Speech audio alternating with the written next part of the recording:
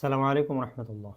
একজন কৃষ্ণাঙ্গ বালক, সাধারণ একেবারে নিম্ন শ্রেণীর কারখানা শ্রমিক থেকে বনে গিয়েছে কোটিপতি। আফ্রিকার সেনেগালের ডাকাতে তার জন্ম, যেখান থেকে 2001 সালে বাবা মার সাথে চলে আসেন ইতালির তুরিনে। বলছিলাম বর্তমান বিশ্বের জনপ্রিয় অন্যতম টিকটকার খাবিলেমের কথা।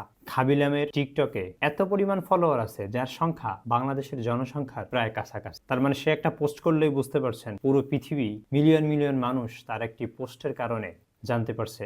এই খাবিলেম সাধারণ একটা কারখানায় চাকরি করতেন।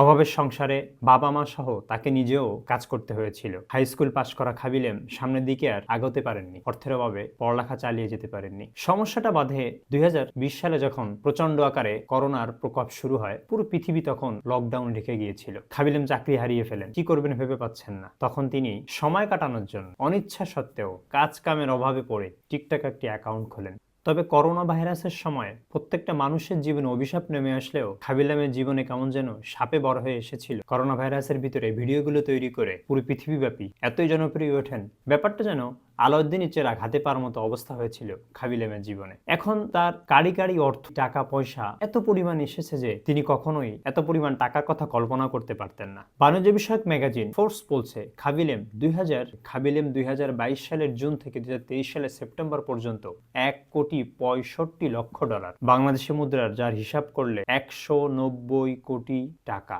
অর্থাৎ মাসে তিনি আয় করেছেন প্রায় 13 কোটি টাকার উপরে।